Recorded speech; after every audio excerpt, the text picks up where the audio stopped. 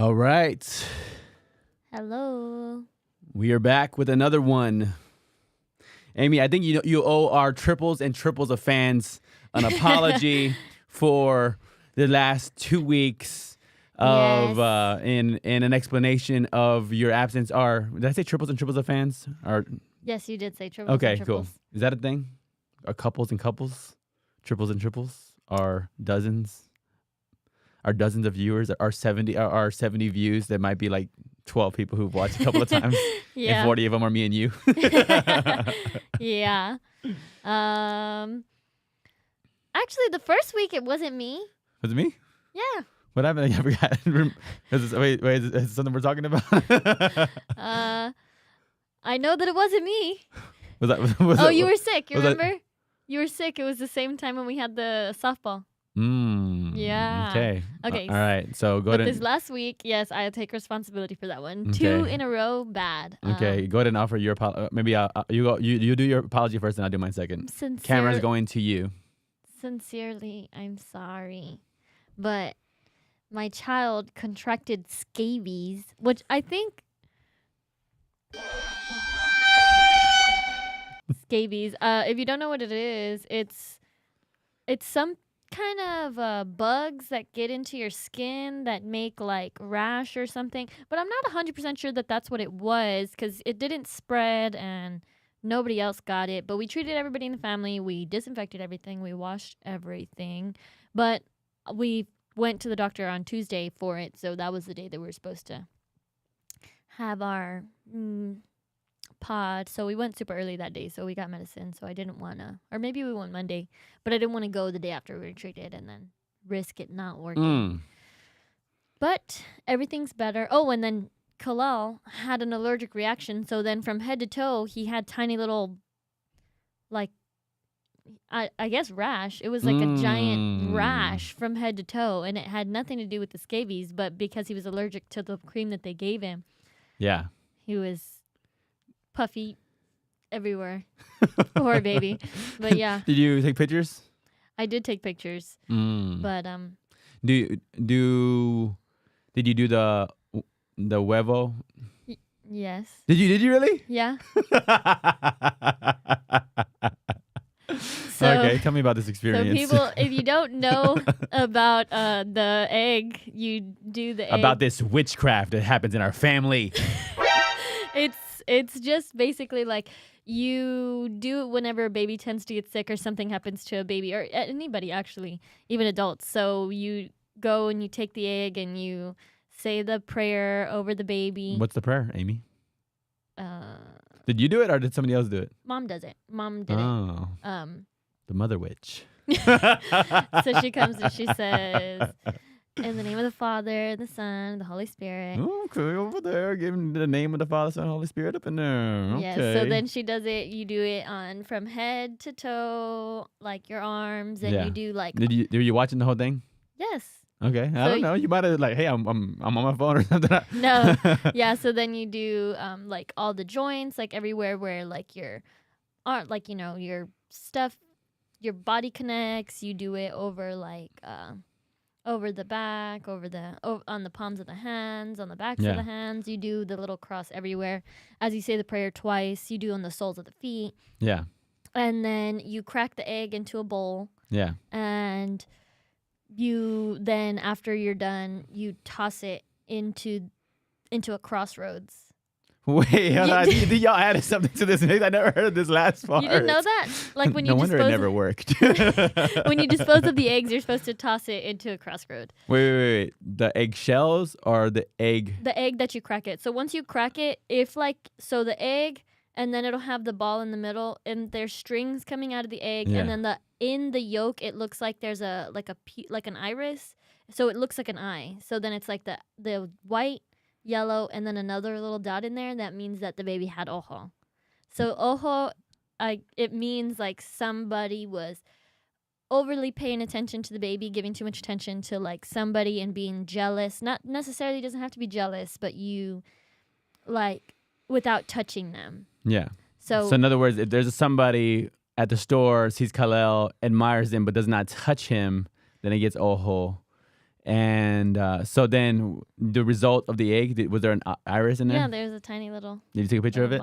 No, I didn't. Actually, I did tell myself that next time I was going to take a picture because I actually didn't know that like if people don't know about it and they want to, like they can see what it actually looked like, because I looked at it and I was like, "Oh man, like what is that extra little dot in there?" But Yeah. you know, there might be some scientific explanation for that, you know, but Yeah. it doesn't happen to every egg. So were you 100% on board, or you were like 50-50, or were you like 75-25? No, yeah, we do it every other day. Not every other. You know, we do it like once a week just to make sure. The egg? Yeah. And it keeps showing up the same eye? Well, okay, How no, many- sometimes it doesn't, because sometimes we don't be going out. But like we do it normally when he starts to be fussy. Like we think he's gonna get Wait, so sick. you do it too? No, I mean, I'm sorry. Like the first time you said mom did it. So does Yeah. she does it every other day? Mom does it often. Mm. So she takes it about once a week, and sometimes she does it maybe once every 2 weeks. If I ever had a kid and she comes over with an egg, I'll take that egg and I'll throw it against the back of my fence and it would explode. You don't necessarily have to. Could be any egg. Could be in your fridge already. So I just keep her away from your eggs if you want. But yeah, no, we do it. But you know, we also go to the doctor and do all the other stuff too. What if she did the prayer and the crosses all over the kid, and then it was a hard-boiled egg and it didn't? Then what would happen? Prank wars. Prank wars. I don't know if I would want to disrespect the witchcraft like that. We got Jesus, baby. Yes. Okay, this episode is sponsored by Monster Ultra Fantasy Ruby Red. In the future, when we're speaking this into existence. Actually, yesterday at HEB, I was getting my 12 packs of White Monster that are a regular part of my diet, which you said there's some kind of conspiracy around people dying. I feel like all the people that die, though, they're not White Monster drinkers. They're the regular Monster drinkers. Maybe that's just my denial. But so I grabbed my 2 packs, and typically when I go to HEB, I have music on, so it's like a somewhat enjoyable experience. I have my music on, I get my packs, but somebody interrupts me enough to distract me from the music and tells me that there's a coupon to get 2 free Monster drinks. Looked all over the store and then found it. This is Ruby Red Ultra Fantasy, and I figured we might be able to try it on the pod, because another apology that you owe. I haven't given even my apology yet for the 2 weeks before, but the other apology you owe is we plan to try the Little Caesars Puffs together, On and the then pod. you stabbed me in the back and betrayed me. Okay, go ahead and apologize again. I'm sorry. I tried the puffs without letting you all see how it went. And then you didn't even message me to let me know how they were either. I didn't apologize. So that was apology. Because I was still up in the air as to whether or not I was gonna lie to you about it. I thought you were a recovering liar. I thought you weren't doing that anymore. Well, obviously I'm in recovery. I thought people in recovery are like, don't do it. No. Well, I didn't do it, but I was thinking about it. Okay. So fair. Like, I drove all the way up to the metaphorical lying liquor store, got inside, and decided, you know what, I'm not going to do it. Wow. So I turned around, got back in my car, and I decided not to lie to you. But I was thinking about it, which is why you didn't get the text. Okay, so then I still have not tried these things, and I feel like there's not a lot of hope for it happening at this point then. I did want to say something about the Monster, because I was planning on trying the Monster on this podcast. I didn't know about the Ruby Red thing, which completely separate, which goes back into my bubble theory about I was thinking about the energy drink. You got the energy drink. When did you start Okay. thinking about it?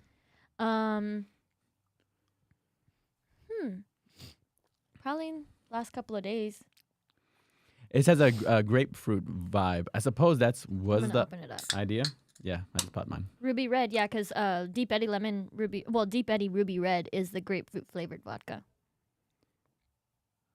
It's not only is she a recovering liar, but she is also in recovery an alcoholic. And just so everybody on the pod knows, we did have an intervention for Amy on her drinking, and I don't know if it was successful or not, but And actually, she quickly got away from the fellowship. But go ahead and it actually touched my heart a little, and I did get angry, but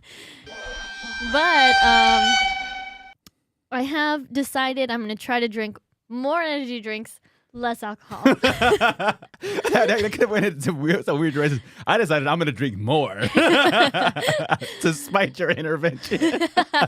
No, not going to drink more. Definitely dialing back. Dialing back. So, actually, it doesn't taste too bad at all. It's a little.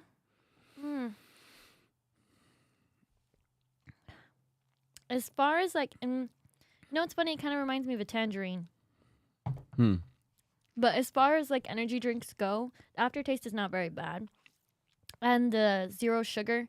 Sometimes things with zero sugar have like a funny taste too, but it doesn't taste that bad. Yeah. So I previously had sworn off Monster forever because when I was in middle school, so like I don't know if you knew, like right there where the middle school was, like down the street, there was like a tiny little, I don't know if it was like an apartment, but they had like a playground. And if y'all Connell? Yeah, by Connell, like down the street from Connell. It was like an apartments that had a playground, but I don't know if they were I don't know. Anyways, one time I was hanging out with a friend and we walked over there and we went to the corner store and everybody was like, "Oh, Monsters are so great," in 6th grade, right? And I'm like, "Okay, I guess I'll try it." So then I get one and I drink a bunch of it. And at the playground, there's like this egg-shaped thing. Do you know what I'm talking about? I believe you told me about it. So I think it exists in my head as a projected memory, but not a real memory. So it's like an egg shape, and you can get inside the egg, and it has like seats in it. So it's probably like as big as the table, and like I sit here, you sit there, and there's a circle in the middle, and you spin the circle, and it spins you around. So we got in it, and we spun around a lot, and I got very sick. And ever since then, I did not like the taste of Monster. So this is actually the first time I'm drinking a Monster since 6th grade. What color did you have back then? It was a green one. All black, little green? Yeah. Got it. Definitely. Got it. Yeah. I said, I'm never drinking that again. I would smell them and I would just... But... So what inspired you to drink more energy drinks and less alcohol?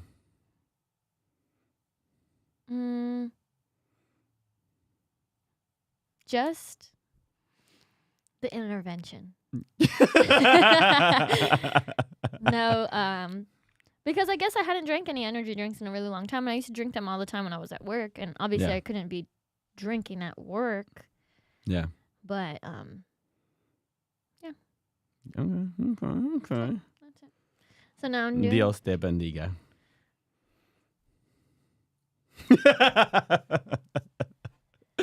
All right. Anyways. So would you put this? Oh, so have you even had a white Monster? If the last time you had was so you've never had a white Monster? No, you always have them, and that's why today I was gonna try it. Oh, see, I wouldn't put this above white Monster. In other words, this wouldn't replace my white Monsters in my refrigerator. It's not bad. All right, on to our featured story. Actually, we just decided this episode was going to be off script, but one thing we put in the thumbnail was the collapse of the Baltimore Bridge. So let's see if we can pull that up. And like they do on the news, this is a warning to everyone. This video may be graphic to some viewers. Viewer discretion is advised. Dang, you did that really good. I've already had it in my mind for like 15 minutes, and then all the words just didn't even come to me. All right. Yes. All right. So here we go. Let me see if I can share our screen and get this adjusted. Here we go. Number 1. Where is everybody? Okay. And then... Okay. We are looking at the Baltimore Bridge.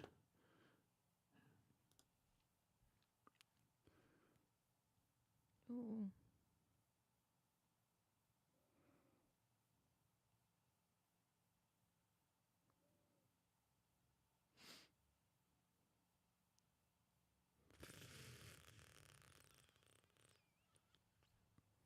Mm. How do you feel? Man, reaction time, like you would have no time to do anything. Yes. Okay, so you're on the bridge driving. No, you're in the passenger seat. Oh gosh. Jeremy is driving. Khalil's in the back. The bridge starts to fall. But then all of a sudden you have a superpower to pause time. So your car's falling, you pause time and you make a game plan. What is your game plan? Again, you don't have an infinite amount of time for a game plan, and you can't even necessarily even move, but you can. What's your game plan of once it hits the water? Immediately as we're going down, start rolling down the windows. Mm. So immediately start doing that. Game plan, as soon as I hit the water, try to undo all of our seatbelts. Then Wait. As soon as you hit the water. Okay, so Like- hit the water first, then seatbelts second. yeah, so like windows down and seatbelt, try to do it at the same time if we can. So windows down. Side note, I always roll my windows down whenever I go over a bridge. Just because I've always had that fear. And it's funny because I remember like in elementary school one time a friend of mine said like, oh, my mom always rolls the windows down whenever we go over a bridge. Yeah. Because she gets, so ever since then, elementary school, I've always done that because it does make me nervous. And I figured even if I just roll it down a little, it'd be easier to put my fingers in and crack it open than it would to have to kick the whole thing open, you know? Yeah. But I normally roll them all the way down. Second, seatbelts, windows, Kalel. Jeremy's obviously last on the priority list. Okay, right. That's fair. Okay. See, that's why equality can never exist, because Titanic, the women and children go first. Yes. So immediately, I will definitely try to get Jeremy's seatbelt off though. So Jeremy can try to save himself. You know what I mean? Because ideally, he would probably be able to save himself. But I would do my seatbelt, Jeremy's, then get Kalel. Would you open the doors? I wouldn't open the doors. So then the idea, I guess, is the hope that the vehicle car survives. hits the water, maybe it submerges for a second, but pops up because of the air inside, and then the water begins to get filled. The car begins to be filled with water. Or are you trying to get out of it, maybe while it's bobbing there through the windows? Yeah, try to get out as fast as possible. I guess you would have maybe a few seconds. I feel like this it would go down faster because the windows are open, but that's a risk I have to be willing to take. Yeah. Okay, so then But ideally, okay, if the front windows are the only ones open, the car is gonna tilt forward. So I just watched a video of like a car actually going down, and the windows weren't open. But if the front ones were open, it would like tilt forward, and the back end would still have like air in it. So that would give me enough time to get Kalel out. Kalel would have to hold his breath, you know, because I'd have to get him under the water, out through the window, out of the truck, out of the car. Yeah. Does it ever make you want to like have like there's like The safety trial? kits? Oh yeah, We're going for a trip today. We're going into the lake. No, because that's what I saw the video. I saw the guy do it in the video. He sat in the car and he drove it into the water and he like did it. But yeah, where they cut the seatbelt, like the kits that cut the Well, seatbelt. the and break kit. the I mean, window. I was like, I don't know how much. Okay, let's say the most extreme, because like in life, most of the time there's extremes. The extreme of a person who's going, they want to be prepared. On top of prepared. Like their backups have backups. So then there's somebody who might even have an oxygen tank and a mask in their vehicle in case they ever went over a bridge to get to. But it almost makes me feel that way, like as far as the amount of preparation I think I would want. Yeah. What's crazy is that, you know, that's always been one of my biggest fears was like a bridge collapsing when I'm going over it. I think it's because, especially growing up, when the bridge collapsed to South Padre, was that the bridge that collapsed? I'm guessing. Good question. Don't know. I'm guessing that's what it was. So like ever since that, like that kind of freaked me out. I've always like had a problem. I've gotten over it as like time has gone on, but like even like on the highway when you're on the big like turns, Yeah. you know, to like get onto a different highway, like those always kind of freaked me out. Yeah. But to me, it's ironic that I have always been super scared of bridges, and that's always been like one of my bigger fears because that was my last name. I was actually thinking about you because Yeah. the bridge broke. Yeah. And that, is it your middle name now? What's Yeah, your it's my middle name. Yeah. Middle name So now. in Spanish, bridge, the term for bridge is puente. So that was my last name prior to getting married. Yes. Yeah. So now it's my middle name. So you're afraid of bridges. Yeah. And it's your middle name now, last name before. Mm-hmm. And our brother, my younger brother, your older brother, Yeah. who's 2 years younger than me, Jared, he would also call you Bridge. Yeah. And you were still afraid of them. Yes. He still calls me Bridge to this day. Yeah. Yes. Okay, so then the hope is the water is coming in maybe on the bottom parts of the window. Maybe you'll be able to get out from the top. How are you holding Khalil to get out? Is it like, and then like, if his hair's long enough, I pull him by his hair to get out. Like as swimming. Hair's long enough, I do that because one, I don't know if how old is he? Is it now? Because right now I can just hold him. But is he a little bit older and he's kicking and screaming? So it's like if he's gonna be kicking and screaming, ideally I want him away from me. Yeah. But still like to have a hold of him. And I don't want him to be drowning me because then neither one of us is gonna live. Yeah. Ideally.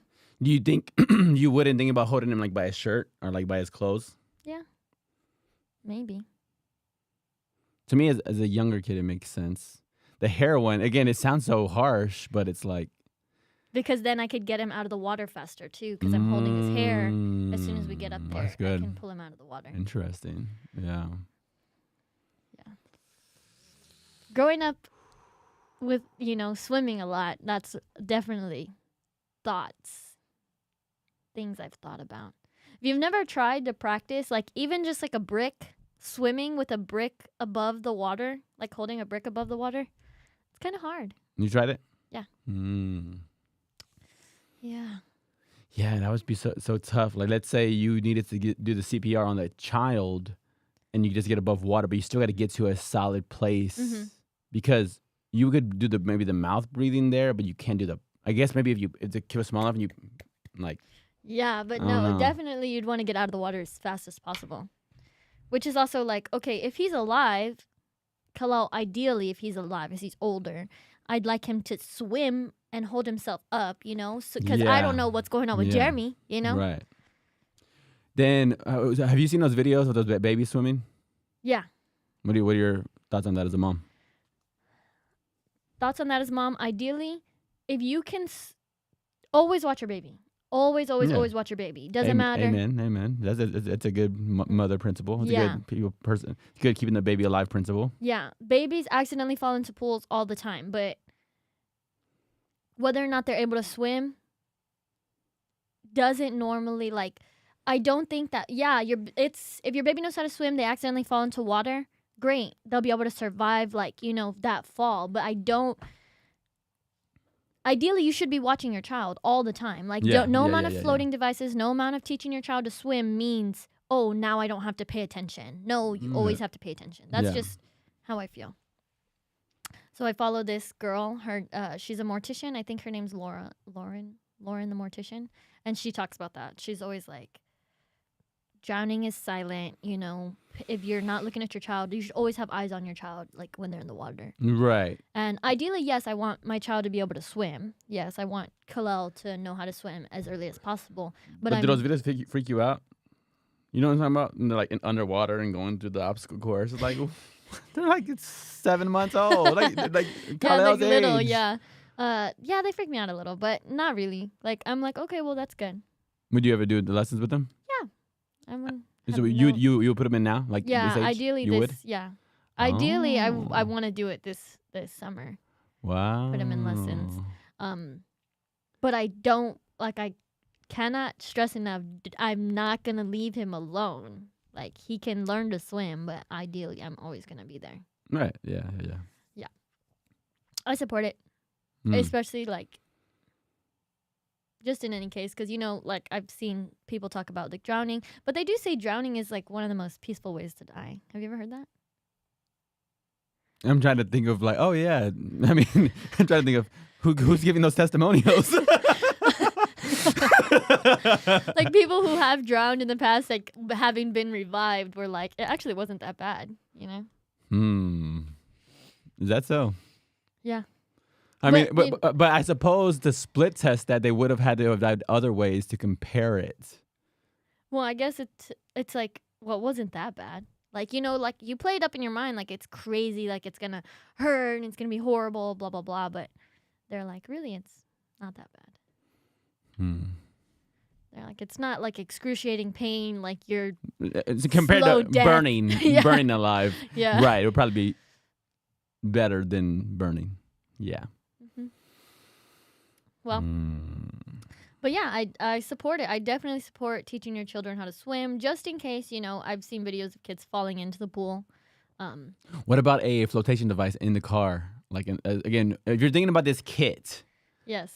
like, there has to be, like, flotation devices that you go into the car as a kit. But again, like, I guess when you care about your people, you always just want to do everything to prepare and have everything. But you guess you can't prepare for everything. But I feel like the water one is such a big one. You know what's funny? I've also thought, like, what would happen if I'm driving behind a truck that has cement in it and my whole car gets covered in cement? How would I breathe? So that I've even thought, like, in the past, maybe I should keep a tiny plant in here that makes oxygen so that... I don't know if it works that way. It's going to give you, like 5 more seconds? Me and my snake plant in there, the back seat. I don't know how that works. I mean, also, I'm like, why don't they put them in submarines? I don't know. Put plants in submarines? Yeah. Make more oxygen? I don't know how that works, you know? Yeah. I'm not a scientist, but ideally, that's where my brain automatically goes when, like, trying to prepare for the worst, you know? Yeah. But Gotcha. yeah. Are you ready for our softball game? Yeah. I'm ready. You weren't there last week. Yeah, I did not make it to last week's game. And we got smoked. Due to the supposed scabies. Okay, here's the question. This softball league that we're in. Yep. It's supposed to be parity, and this team smoked us. And they were, I think, they're the champions last year. They were the So at champions what point last year? does the league step in and change that team? Because You cannot win more than 3 championships. is that what it is? Yeah. Alan said he read the rules and that's what it said. So if we see them next season, they're out. So how many championships have they won? I don't know. I don't know. I didn't know the team. I didn't see anything. But you're saying if they won last year and they win this year. But I mean, who just won the league that we were just? I mean, it's the same league. Another team just won the last one. Right. I think it seems like we were given false information about who won. I think we were told that the Angels in the biblically Angels in the outfield won, but it seems like they did it in the team that we played last year. Yes, last week won. But we did. Did we ever play this team? Well, your brother has facial blindness, so I don't know who. I don't know if I played people before. They had to have like a really person who stands out, but so one of the players on that team, I coach his son in t-ball as well, and he said he remembered me from playing last year. I don't remember anybody, but made it seem like we played them. But we didn't get smoked by anybody. No, yeah, Actually, we got didn't. smoked once, but I don't think it was by this team. When did we get smoked? You don't remember? I felt like they were all not that bad. Maybe once. Yeah, maybe you're right. Either way, it's because I wasn't there. It's because I wasn't there. That's it. Confidence. Yep. Maybe arrogance. Maybe egotistical. Slightly because I'm not saying that I'm the greatest softball player. I'm not even saying I'm probably a good softball player. I'm not even average. I'm not even below average. But I'm an amazing cheerleader. So I think boosts morale whenever we're there playing. And you've been doing some good trash talking out there as well. I do. Yeah, that one pitcher, Celeste, who played in the playoffs. He almost got kicked out. I was just saying they needed to replace her because she was missing all of her pitches. She was. I didn't say anything that wasn't true. Celeste, if you're listening to this, I'll apologize on behalf of my sister for how she taunted you. I said that they needed to give her a break because she was missing them all. So I was trying to be nice. Maybe you could have went. She smiles. Yeah. There's an undisclosed player who's asked to take my position on the field. Huh. And If it's anybody that I've seen previously just play with us, then I think you're exactly where you need to be. I think we need a strike on this team. We need to just lay down in the dugout. Yeah. Well, lay down. Can we take like a blanket or something? Okay, but Yeah. All right. I think you're a great pitcher. I think you do a great job. I think boosts morale. I think I think that especially like a lot of us on the team are happy about where you're at, you know. You do a good job. I haven't seen anybody do much better than you. So, I mean, maybe if I saw some real competition, but Actually, so I was messaged to ask me my opinion about somebody, Replacing? rotating out Oh, or whatever. And I was just trying to have a humble response, yeah. I was like, never, ever, ever. Don't I refuse. ever ask me that question again. No, but No, I actually. So are you familiar with the phrase meritocracy? no. Why you say it with such disgust? How dare you? How dare you insult me like that?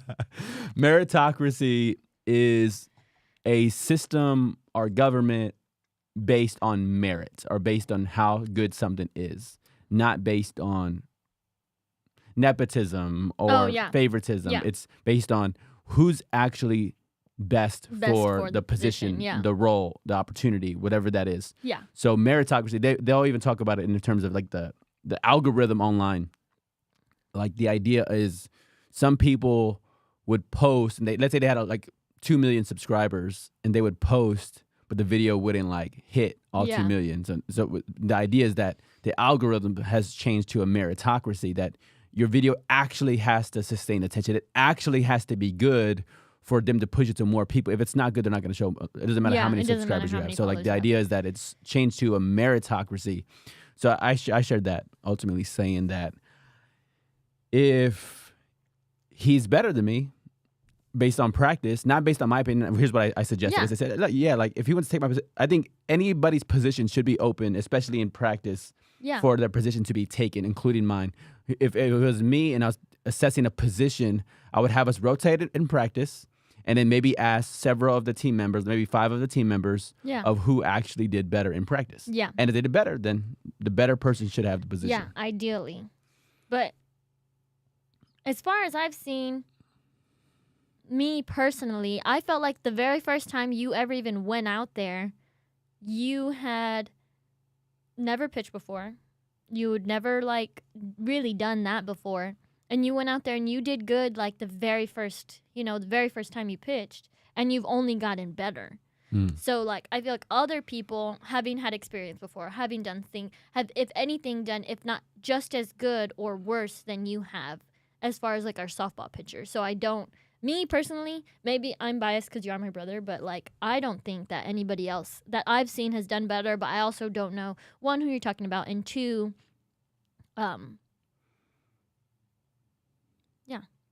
I just don't think so. I don't know. Yeah. Plus, I feel like everybody does really good where they're at, and the only people I think who would probably replace you are people who do really good at like where they're at. Scott does really good where he's at, and he also had pitched for us, but he really likes being, wherever it is he is. Yeah. Or Joe. Joe does really good in the outfield, and he really catches the balls well, so him too. But if it's either one of them two and they want to, then yeah, like definitely in practice they could try it. But I don't understand. Like, Yeah.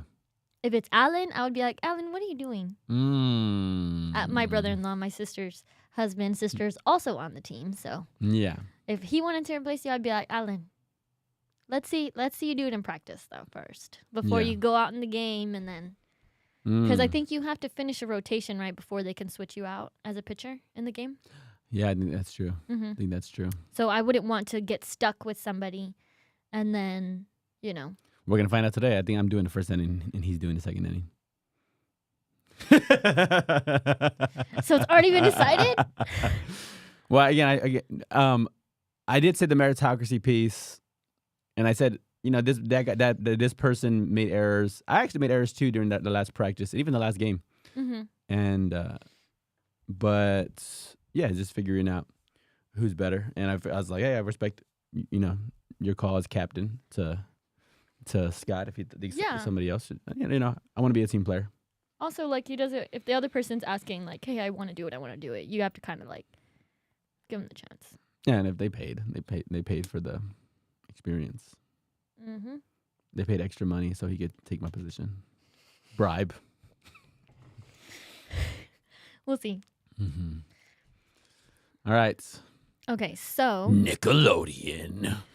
dun dun. Okay, yes. So if you haven't seen the documentary, right? The Quiet on Set. Have not. Quiet on Set is an HBO documentary talking about Nickelodeon's kid actors and the kind of environment that was going on. So recently, I just watched it because I had seen it popping up all over my For You page, and probably a bunch of other people have also, that there's like, all kinds of speculation of different things going on, like stuff that was going on behind the set, different types of sexual harassment, and like even with the adults, like their group going on also. But the other day, Jared, our brother, my older brother, your younger brother, had texted me because obviously there's an age gap between like y'all three and us two, right? Like, I don't know if it's 12 years, probably around. That's the age gap between us. So growing up, y'all really didn't watch the kind of shows that, I watched. Yeah. Because the kinds of shows that they're talking about is the shows from my time, when I was growing up. And Jared probably caught some of them, caught the tail end when we were growing up because he was still living with us when we were watching those shows and stuff like that. So when we were talking about it, Jared starts saying, like, how do you feel about it? What are you thinking? Have you seen it? And I'm like, oh, well, I really hadn't watched it yet. Yeah. So as somebody who hadn't watched it yet, I wasn't 100% convinced how I was going to feel about it, because I was like, oh, like, really? I don't know if I feel any which way about it because I hadn't seen it yet. But I also was kind of reluctant to watch it because I don't know if you had seen that, like, Drake Bell had been found guilty of, like, child endangerment himself. So I had seen him a lot on the videos that I was watching, and when I was seeing that, I was kind of like, well, I don't really know if I want to watch it because... And Drake Bell he's from Josh and Drake? Drake and Josh, yeah. Drake and Josh. Yeah, so he's from that show, and he's in the documentary, and he's talking about how, his own experience and how he was abused and stuff like that. So in the documentary, he talks about his story, and he says what happened with him. And prior to, watching the documentary, I was on the fence about it because, one, me initially, and I know, like, it's wrong to even think about that. Initially, I kind of felt like he might have been doing it because he wanted to clear his name, kind of like shift all the negative attention towards him, towards, like, also, like, trying to get sympathy. So I was like, oh, I don't know how I feel about that, which I don't know if other people felt like that, but initially that's how I felt.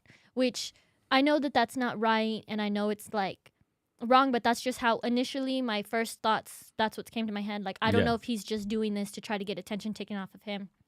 Then I watched it, right? So I watched it, and he clearly had his own traumatic things happen to him, and obviously whatever he may or may not have done was not right, but this cycle of abuse, this cycle of trauma that happened, that's never okay. It's never okay to diminish what somebody else has been through. He obviously went through something. He obviously had his own issues and had his own problems. But it's the same thing, I can't take away that he was harmed and that wasn't right. Whatever happened to him, like that was horrible. And that's it. That's it. He is his own person. His experience is completely separate from whatever else he had going on. And whatever else he had going on with the child endangerment, like that's completely, something different.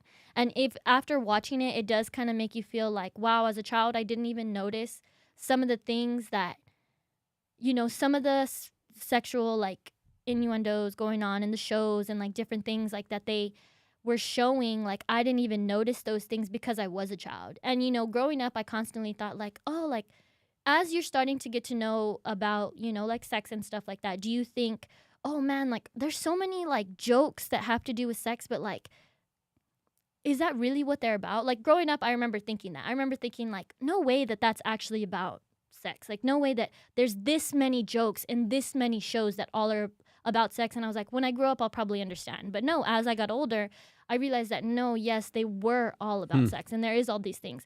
And especially in a kid's show, just to think that that's what happened, like that's sucked. Yeah. Yeah, and does it make you want to be more mindful as a mom as far as what your kid watches and digests and all that? Yeah, for sure. For sure. I think about it. It makes me also want to be more open with him. Like I want him to feel comfortable asking me like, hey mom, is this really about, what I think it's about? And I'd be able to tell him like, yes, that is what it's about. Like this, I don't want him to ever be naive and then other people are like, oh, like you're just being naive. Like you don't understand, Yeah. Like I would hate for my son to be like, oh, well, they're saying that whatever, this and this and this is about, sex or whatever. And then like he looks dumb or something like that. Like I wouldn't want that for my son. I'd like to educate him so that he knows and he can be like a step ahead. Any specific examples or any specific shows that the documentary displayed, and then it was like, hey, when this was happening, like that caught you or threw me off? Yeah, so definitely, even in the documentary, they talk about like a scene on Zoe 101 where they're like trying to open some kind of gooey candy, and when they open it up, it like splashes on her face, and they like zoomed in with it like squirting on her face, and then the woman's talking about it, and she's saying like, oh, that's like showing, it's like inappropriate because it like zooms in on it like hitting her face and stuff like that. And it's like, okay, then they're saying like, oh, everybody else was like, all the boys on set were laughing because they said it looked inappropriate and stuff like that. So it's like that kind of stuff. Like, I guess, as a kid, you don't think about it. But as you get older, you're like, yeah, like that wasn't appropriate. Or even like, there's a video of like Ariana Grande, like she's like pouring water on herself and like stuff like that, like upside down. I don't know. It's like weird. So then you're like, oh yeah, like that doesn't seem right either. Yeah. So. Has she said anything about it? No, publicly? Ariana Grande hasn't said anything about it. But I mean, you could definitely see the videos, and it's like, ooh, awkward. Yeah. But yeah. That's my thoughts. I do feel bad. I feel 100% bad for Drake Bell, which also like that whole thing, this whole situation, has reminded me, if you've never seen, that's why I asked you earlier before the pod, I said, have you ever seen the movie The Shack? Because in there they talk about the cycle of abuse, so I was saying like, yes, for me initially, like I felt like I didn't want to feel bad for Drake Bell because if he did do something to somebody else, but it's like I can feel bad for him, and I can also feel bad for other people too. So like in the movie, like The Shack, they talk about the cycle of abuse, like if something happens to one person, what happened to them? Like they were abused by their dad, and their dad was abused by their dad, and it's like this whole thing. And yeah, it is interesting to think about.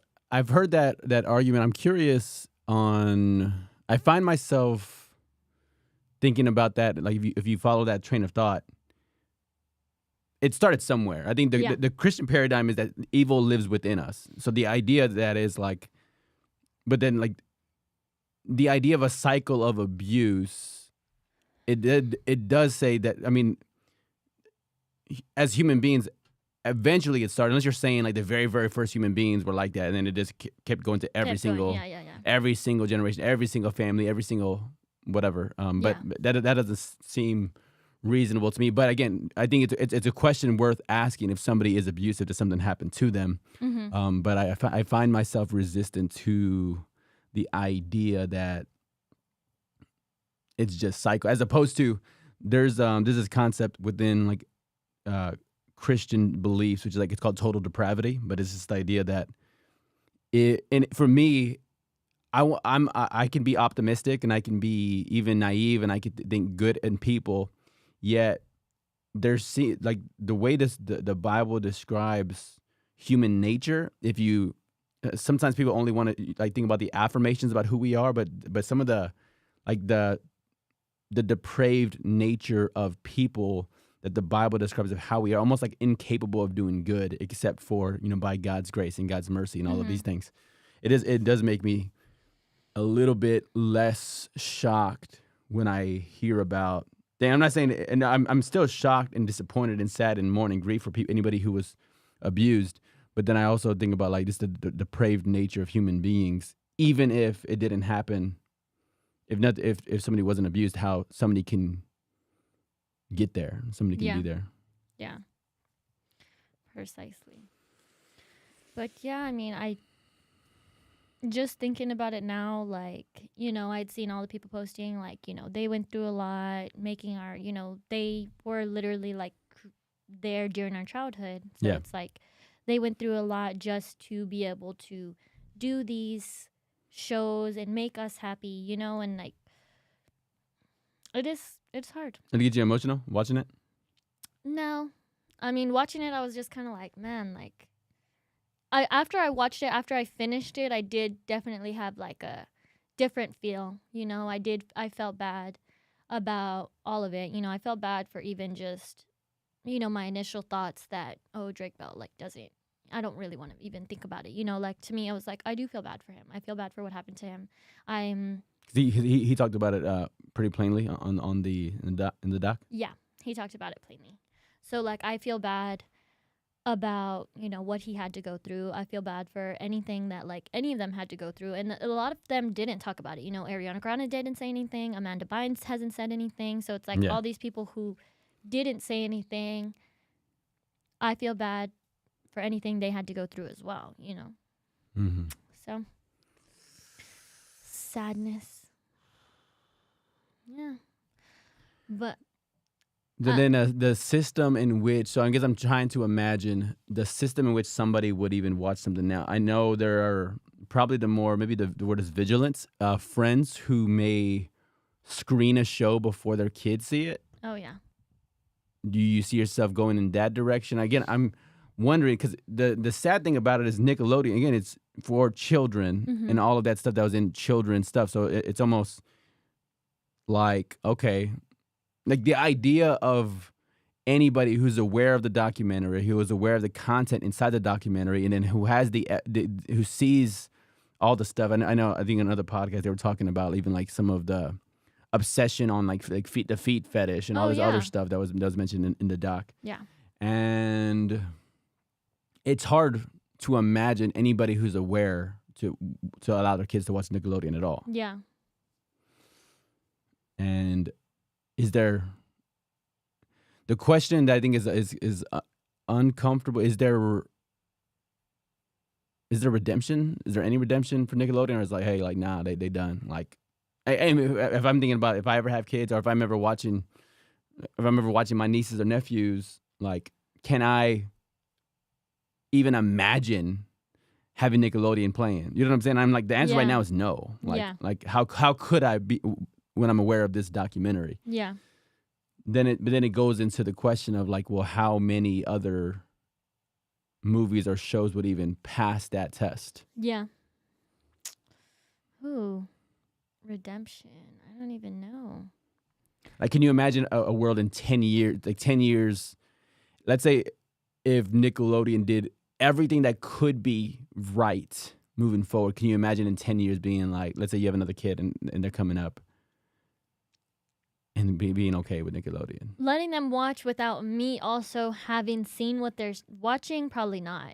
I definitely feel, especially doing research, even right now, like with Kalel, like I feel, have you heard about that show Cocomelon? Yeah. So they say that, watching Cocomelon, they don't stay on a single frame for longer than like 2 or 3 seconds, and that the constant switching of frames stimulates the baby's brain like a lot, so it kind of makes them addicted to the show because it's like new information every few seconds. Yeah. And they it's bad for the baby. So Yeah. like even just stuff like that. So I feel like every show, everything, like I would like to see to make sure that it's not harmful to my child or it's not doing anything that's gonna cause problems later on, like having trouble sleeping or different kinds of stuff like that. But yeah, I'd like to look into it, and especially ideally I would be able to, once Kalel's old enough, put into place that if he wants to do something, he does his own research. Like, okay, if this is what you want to watch, if this is what you want to do, you need to do some research and show me why you should be able to do this. You want to go see this scary movie? Tell me why you think it's not going to affect you negatively, Yeah. And that one, either he'll do it and he'll convince himself that it's not going to be bad and it's going to be his, choice ultimately, or he'll do it. He realized that he doesn't want those negative effects to happen to him, and that's going to change his mind as well. What's fascinating about the topic is when it comes to content that we absorb, especially with movies or shows, you can actually go. There are websites. I've used one in the past I feel like when I was true. I would just, if I'm being frank, when I was more diligent about trying to be holy in what I watched, I feel like it's been a long time as far as like I would say I even had that paradigm. I think my wife, Angelita, is better with that. Like she'll walk out of movies or show, and I'm like, oh, okay, cool. Like, yeah, if you're uncomfortable, we'll just walk out. So we had kind of created this principle when we were boyfriend and girlfriend. If any of us is ever uncomfortable with something, then typically the discomfort will reign. Yeah. Will be supreme. All right, that's enough. Hey, you're uncomfortable with the show. You're uncomfortable with the jokes. You're uncomfortable with the innuendo. Hey, we're out of here. So anyway, during the time period when I was more focused on, hey, I want to be holy with the things that I see, I would go to kidsinmind.com. It's a website where you could go and it'll review how many F-bombs and how many sex scenes. And even if it's something like subtle, okay, she's showing cleavage. Again, she's not showing her breast, but she's just they're showing cleavage in whatever, in 5 different scenes. The thing about it that I remember going through that, and I was like, it's really interesting. So think about what you just said about research. That was like research for me to go to kidsonline.com and see the review. Exactly. That's exactly However, what I'm talking about. When I was truly trying to put on those holy lenses, and again, I'm saying right now, I have not diligently done that for years, where I was so mindful and cautious of what I was watching. But when I was there, I remember a sensitivity to even going onto the website, kidsinmind.com, and it's a different form of graphic. It's not video graphic. Yeah. I guess it's infographic, and it's information. So they're telling you, so let's say if there's sex scenes in the movie, the description will tell you, like, again, not like in great like romantic detail, but it will talk about it'll give you the information. Yeah. So the point that I'm getting to, that I experienced, was, okay, maybe at that point in time I wasn't actually watching the video graphic. Yeah. But then there seemed to be almost a stain. Yeah. Of just being exposed to the information. So you mentioned, oh yeah, go do the research. Well then, like, all I'm saying is there was something that seemed poisonous even in the research to avoid watching the video. Now, was that a better version of the poison or a less potent version? I think it was a less potent. Yeah. But there is a reason why, like where romance novels have a place for people when, again, and it's describing just with words what's happening, or like an intimate sexual scene between a man and a woman. There's a reason that actually has a place in the market, because it stimulates people in a different way. Again, it's a different kind of poison. So I find myself going, if I have to research a movie, I'm probably just not going to watch it then. Because like the research itself, I felt like it was kind of poisoning me at that time. Yeah. What's your perspective about that? Oh, yeah. Because again, there's just that idea of, the research to prove they could watch it, but like that might be some of the poison in itself. Yeah.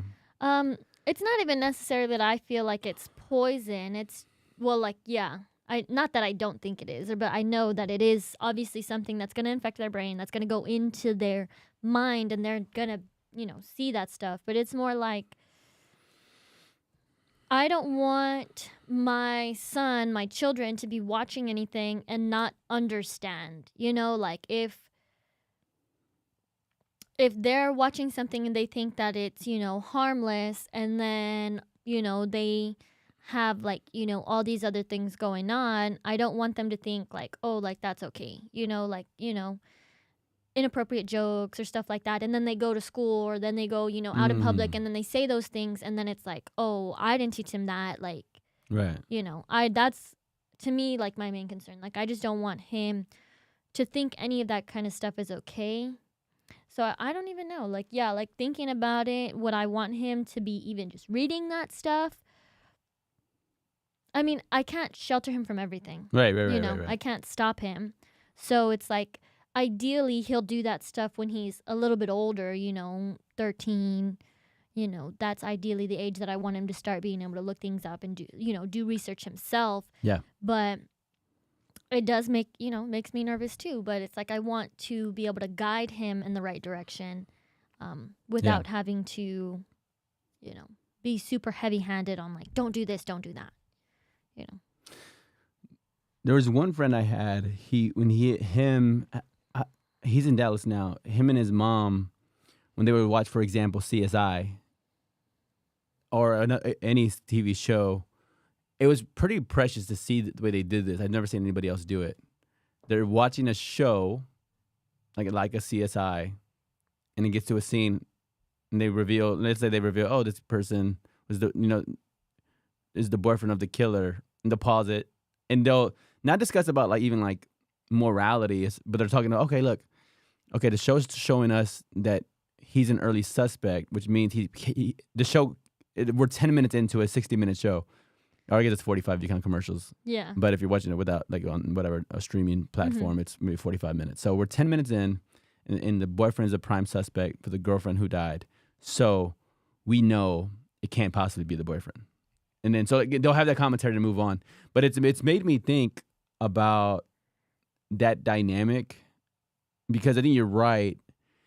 Even the Christian perspective of what we have in the Bible, there's some X-rated weird stuff in there. And I'm going, there's parts of the Bible I don't want, again, nephews, nieces, or even kids reading until a certain age. Yeah. And even then, I want to be able to have commentary and discussion about what they're reading.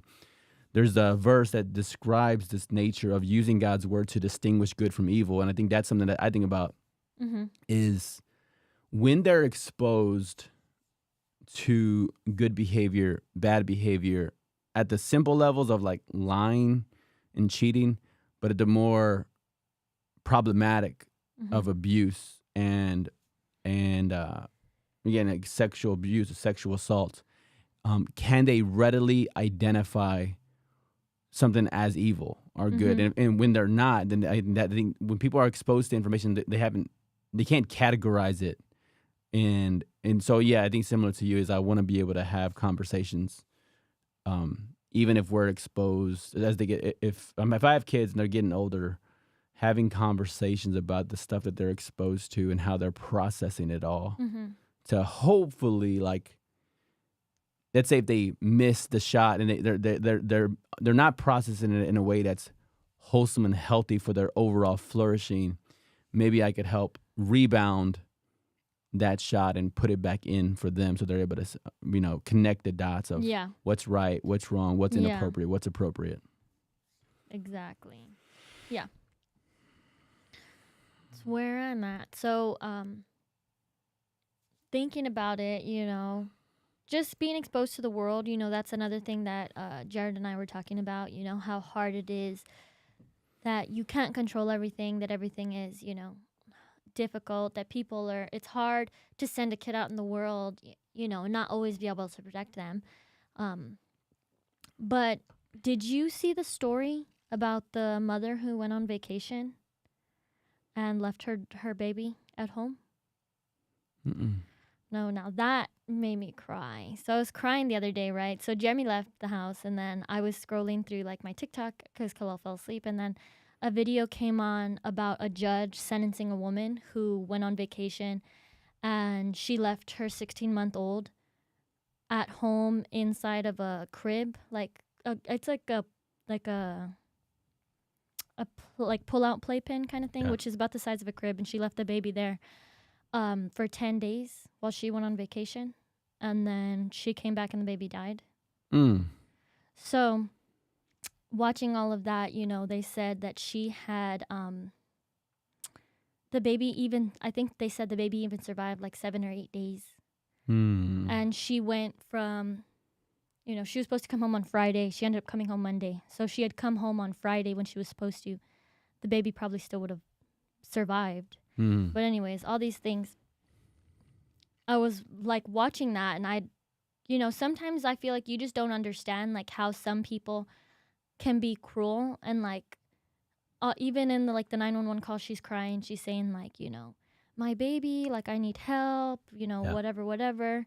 But it's like, I wonder like where some people's minds are at, like what happened to make that okay, like it broke my heart because I felt like, I'm looking at my son who's almost 9 months, and I'm like, a child is so helpless. Like there's nothing that they can do to help themselves. Yeah. So it's like, when I saw that, it's like I started crying because I felt like, when my son gets upset because I go to the kitchen to get him something to eat, or when I get up and like I've made sure that, my whole living room is nice and secure so that nothing falls on him. There's nothing on the floor he can't choke, but I can see into my living room from my kitchen, but it's like I walk away and he's crying because he is helpless. Like if I don't go back and feed him, if I don't go back and change him, like those things, it's like I'm constantly thinking about it. Like I saw this woman do that, and it's like how can she do that? And it's like that she had so little regard for her own child. How can I send my child to school and think that a stranger is going to have the same, Yeah. care for my child? How can I send him to daycare or, send him anywhere and think like, oh, hopefully this person is not some evil person who's going to do this. If this woman did it to her own child, like how can you feel safe as a mother, feel safe as a parent to just send your child out there to a potential person who not only doesn't have the best interest of your child, but doesn't even care what happens, Yeah. And it's like the world is such a hard place to be, I was watching that. It's funny because I was watching that video and I was going, I go into like down a rabbit hole. So I started watching all the videos of everything about it. I started looking it up and doing all Yeah. this stuff, and I'm sitting there and I'm crying. And, I'm looking at my son and I'm sad. And Jeremy texts me, "Are you okay?" He's not even home. And he says, "Are you okay?" And I was like, no, I'm crying my eyes out. And then he's like, because he went to go hang out with his friend or something. So then when he comes home like an hour later, I'm still sitting there crying. And then I'm telling him the story and I'm crying. And I'm like, I don't understand like how people can be so horrible, whatever. Yeah. And even like she's in the courtroom and she says like, God and my daughter have forgiven me. And she's like, all these things. And I'm like, oh man,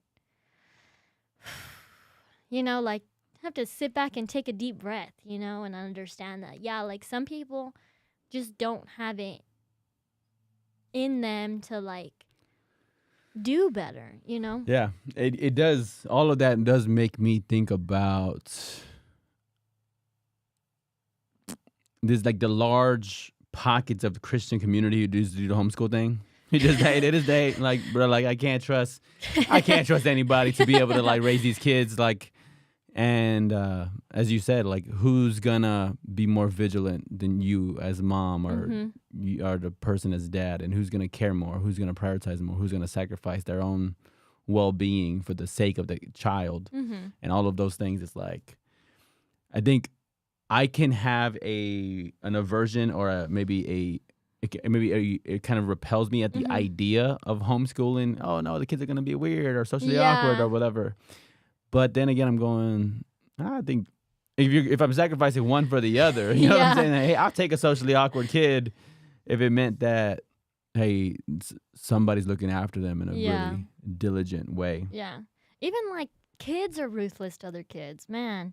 You know, I've told Jeremy that ideally, if Khalil's able to talk and communicate, I'd like him to go to school. But man, those middle school years, to me, fifth through 8th grade, are so hard. Like, I feel like kids are so ruthless during that time. Like, this is before, I guess, they learn to, like, not say things that are, I feel like that's when bullying is the worst. That's before they learn, like, that saying things hurt other people, and that's before they also feel, like, social pressure. So it's like they're still young enough to not feel pressure, like, about doing the wrong thing, but they're old enough to be able to say those things, and they actually hurt people. Yeah. So ideally, he can go to elementary school. He's homeschooled for those 4 years, and then he can go to high school if he wants. But but by that time, he should be able to talk to me about it and we discuss it. But that's me. Ideally, that's what I want to do. Yeah. It's interesting that the middle school, I'm curious how people who are closer to it would describe it. Again, people who are the 4th graders, the 5th graders, the 3rd graders would describe it. So for you, you think that you have some core memories in there of like being bullied and all that? Yeah. It's not fun. It's funny because I talk about like, man, I don't even think about middle school very often. Like, I don't have very many memories at all from middle school. Yeah. Probably because it was unpleasant. Like, I did not like middle school. I felt like it was hard for me. And almost everybody that I talk to says that, like, that's when they felt, like, that's, to me, like, when you kind of set yourself up for the kind of person you're going to be. So it's like, for me, it made me real reserved and, like, not like to talk to people. And I feel like I would have kept that same mentality if I had continued to go to school with the same people that I went to middle school with. But I moved to a different school, so then it was kind of like people didn't have any preconceived, like, ideas of me. Yeah. So then I was able to just, like, break out of my shell. But for me, like, if I would have stayed with the same people that I went to middle school with, I feel like people would have thought I was weird. You know, like, I don't know. Maybe that's just me thinking, way to protect myself. Yeah, I mean, I like this idea that somebody described. They said that, like, in life you can't split tests, so you don't get to see the alternative version. If you would have went this way, you know, we could theorize. Oh, maybe I would have been, or maybe I would have been this, or maybe it would have been that. It's interesting. I think as the number. So I know you and I've discussed autism in the past. I'm very curious about it, and I think like I don't have enough of the qualities to qualify or whatever, like to be that. But I do wonder. Okay, hey, like there are some things like there's even about some of the mega successful people like the Elon Musk who I think he's mentioned, I think, being on the spectrum, and like some of these guys, the Jeff Bezos.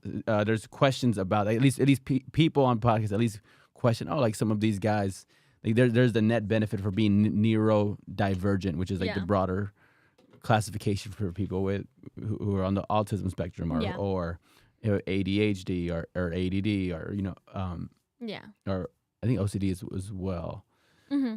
Anyway, all of that to say, it's I've often thought about the interactions I have, and did I create them to happen? Did they happen organically? That's back to the whole split test of life. Is I don't actually. Nobody does. We don't get to see the different version of our lives had we made different decisions.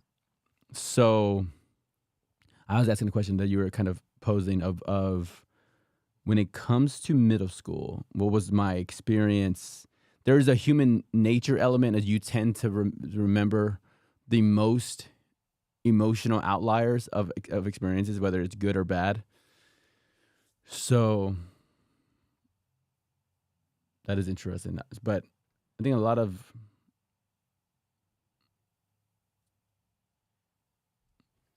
maybe there's some. I mean, I remember like the first day of middle school, maybe somebody's trying to steal my belt or whatever. That was kind of a Yeah. weird thing. But they didn't end up stealing it. I didn't end up giving it to them. So I feel like there's not as much social pressure. I mean, there's social pressure. I feel like people are trying different things you don't really know. Yeah. Mm-hmm. Mm.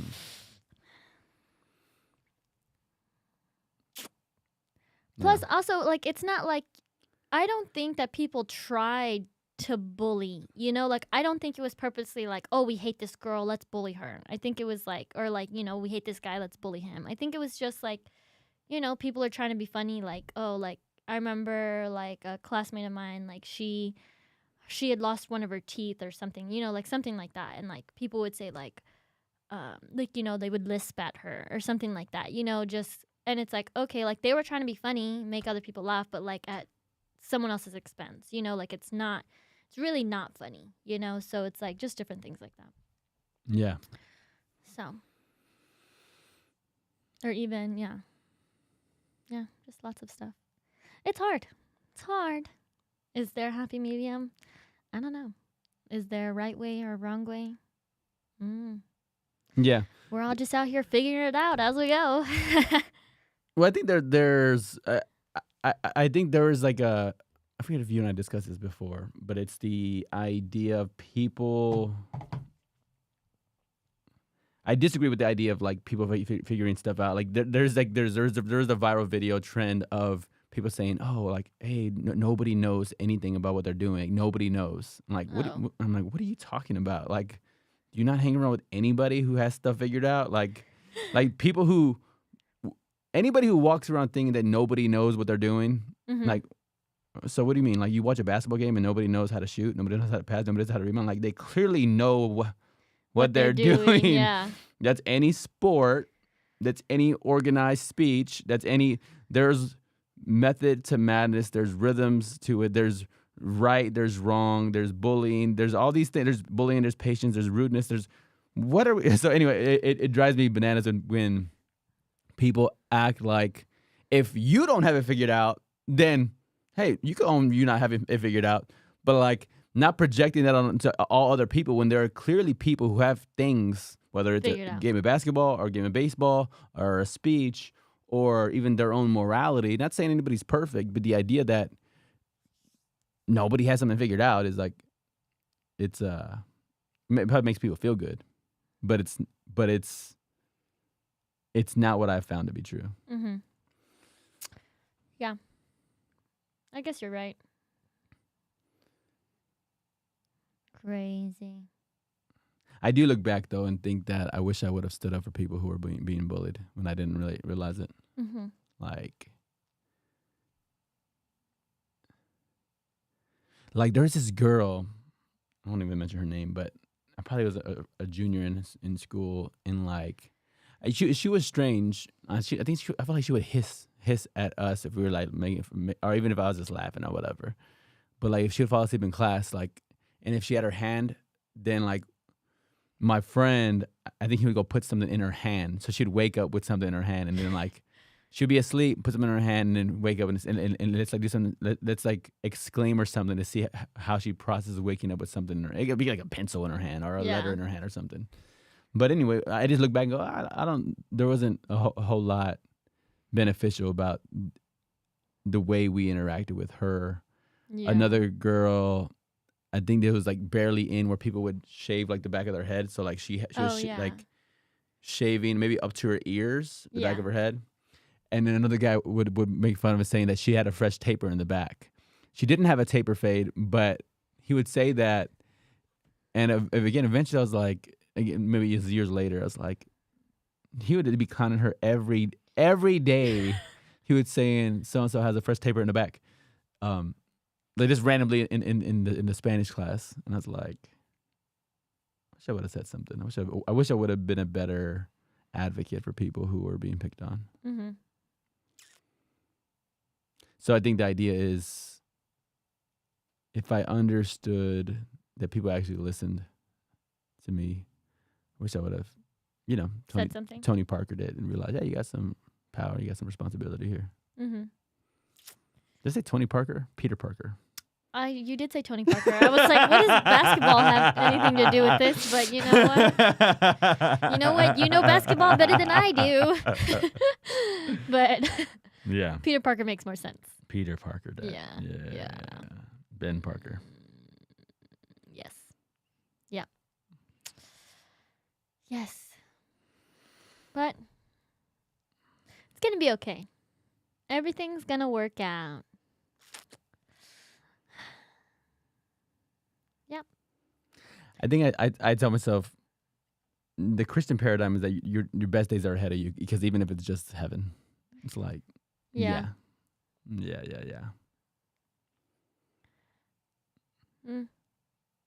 Well, you definitely can have things figured out, but if things don't go exactly as planned, it's not also the end of the world. Yeah.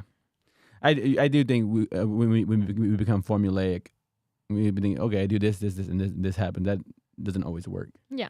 I used to think that when I was young. I used to think that if you had a plan, not just had a plan, but if your boyfriend and girlfriend, you treated each other well, and then you guys got married, then and then you're in a church and all these things. But then when you see enough divorces happen, even with people who did a lot of things right, again, you go, oh, now my belief got broke. The belief that I had was, hey, your boyfriend and girlfriend, you respect each other a ton. Maybe you wait till marriage to consummate the marriage or whatever, all these things.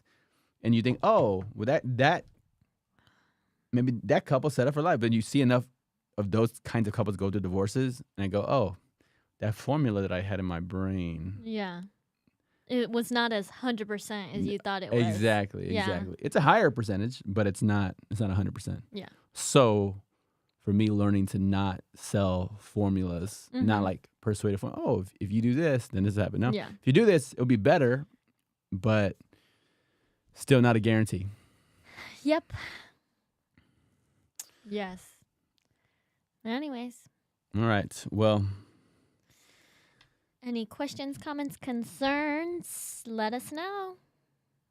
Shout out to Matt G. Woot woot, they're back. I feel like we got a bot in, I don't know, the other person from Twitch. Kenzie Conley. So, who knows? I wasn't even going to mention their names and I'd give them clout, but you just did, so. The bot?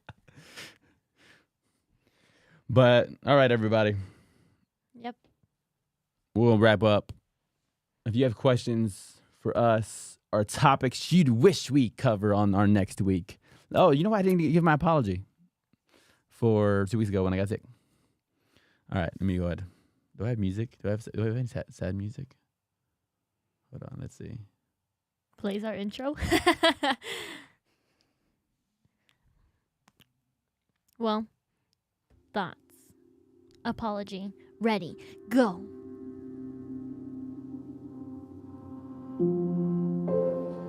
I want to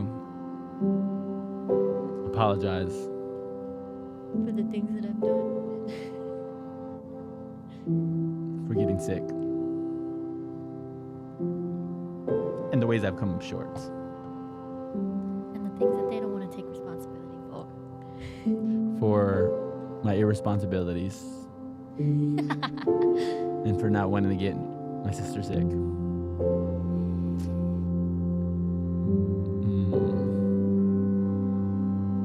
I think that's all I got.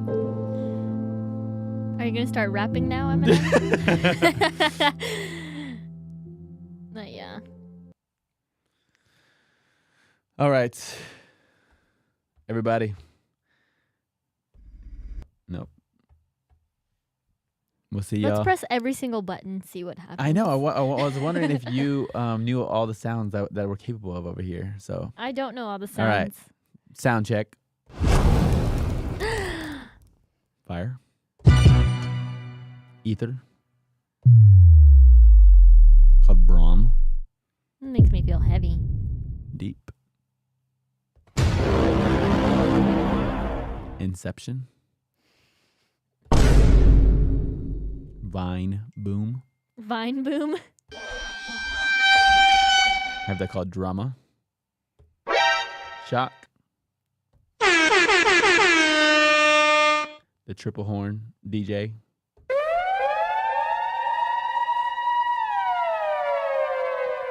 Siren. Yeah, that's fun. Like a title drop. Rewind. Self-explanatory.